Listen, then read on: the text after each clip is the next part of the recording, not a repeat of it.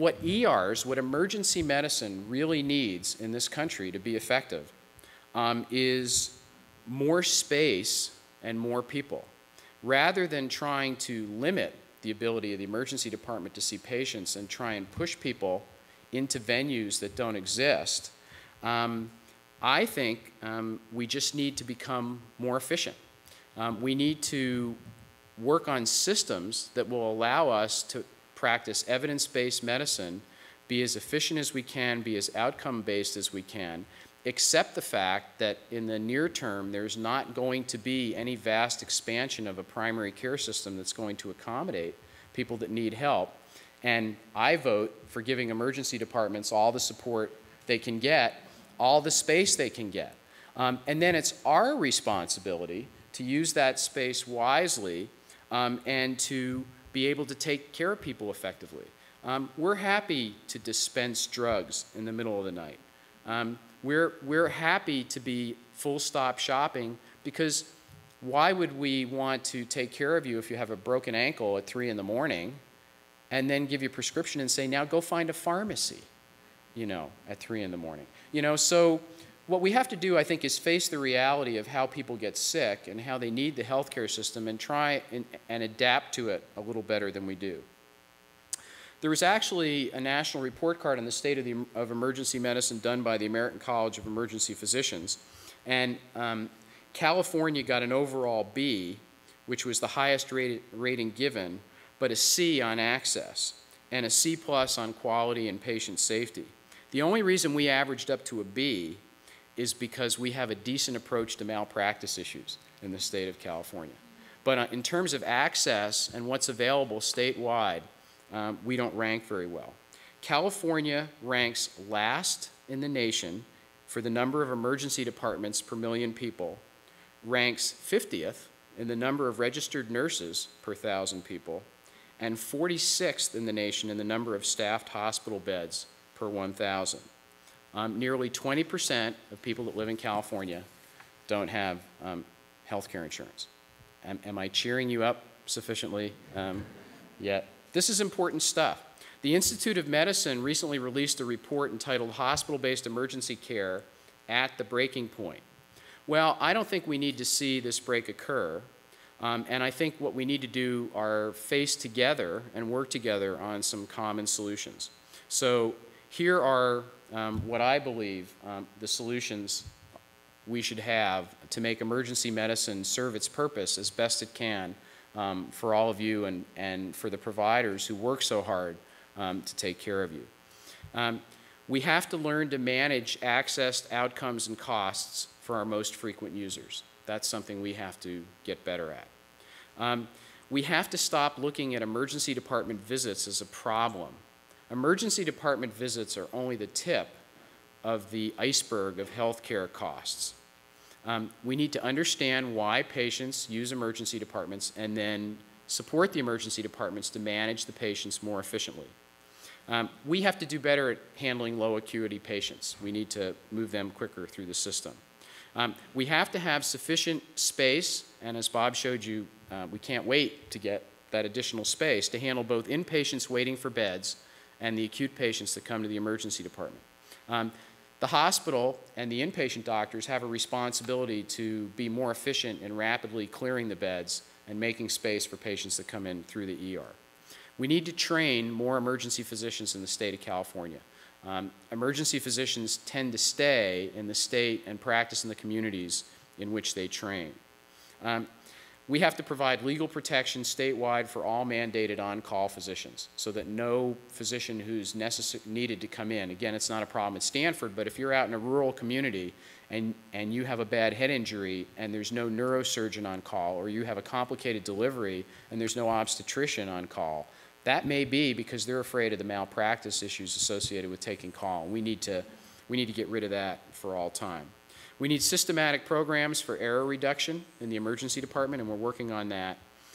We need to implement all sorts of team triage approaches so that we can essentially be taking care of patients from the moment they pass through the metal detector until the time that they're discharged. Now, you may be wondering about the metal detector, but I'm I'm starting to get older. And I was the medical director for the 1984 Democratic National Convention in San Francisco, Walter Mondale. And we estimated that at any one time there were 3,800 handguns inside the Moscone Center. And the reason was because the metal detectors didn't work. You got to turn off that camera.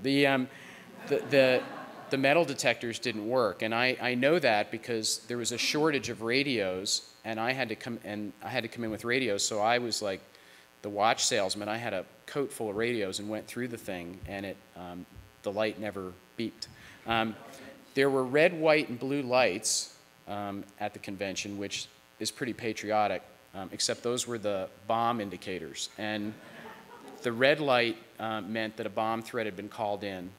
The white light meant that a bomb had been discovered, and a blue light meant that it was armed.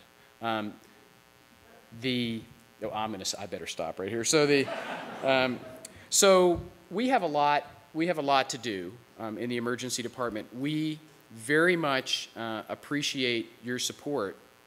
It's good for us to know that you care enough to come to an event like this to learn about the plans for emergency medicine and the status of emergency medicine. We're going to take some questions now, and if at any point anyone would like to visit and tour the emergency department, walk through, if you'd like to call us, if you have ideas, criticisms, we like to receive praise from time to time, but if you have any comment at all that you'd like to make that you think would be helpful to us, we would appreciate hearing from you. So thank you very much for your attention, and I look forward to answering your questions.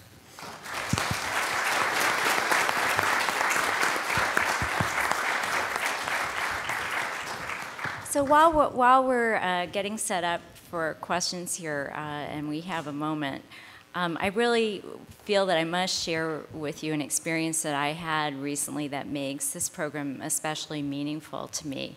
So in January, I was sitting at my office one afternoon, and my office is actually on California Avenue, sort of near the intersection of Hanover, when I got one of those phone calls that we all dread. And this phone call was from my husband, who's a teacher here in Palo Alto at Gunn High School, and he said, you know, I'm not feeling good, and I think I'm gonna go home and take a nap. And I sort of said, okay, that's kind of unusual, because, you know, to leave school for teachers is a pretty significant thing, right? Teachers just really don't do that. So that was kind of my first concern. And later on, when I called a couple hours later just to check on him, he said, well, I'm feeling kind of dizzy. I feel a little bit off balance, but you know, I'm just going to go to sleep. And since that's sort of normal for him when he's sick, it didn't immediately set off additional alarm bells for me. So I stayed at work. But by about 4 o'clock, he called me back on my cell phone, and he said, you need to come and get me and take me to the emergency room. And at that point, you can imagine what my reaction was. And I was trying to figure out in that kind of real-time way, do I drive across town? We live in South Palo Alto. Do I drive to South Palo Alto and pick him up and take him back to the ER? Do I call 911? You know, what do I do? And so I'm not sure if I made the right decision or not, but I jumped in the car. I raced across town. I got him. I threw him in the car. I drove back to the ED. And so suddenly I was transformed from a person who works at the hospital to a family member of somebody needing emergency care. So we spent the next 4 hours at the emergency room that evening, and that night we were able to go home, but there was enough concern about the episode and some of the tests that led to follow-up treatment. And the follow-up treatment revealed that my husband had an undiagnosed, very serious heart problem that previously had not generated any symptoms. And so about 9 weeks ago, he had triple bypass surgery, and I'm happy to say he is doing wonderfully well. He's back in the classroom teaching at Gunn High School with his kids, where he loves to be. And I really feel that it was that initial trip to the emergency room that may well have led to what saved his life. So I really have to thank the physicians here tonight for sharing with us in an educational way something that is so personal and important to all of us.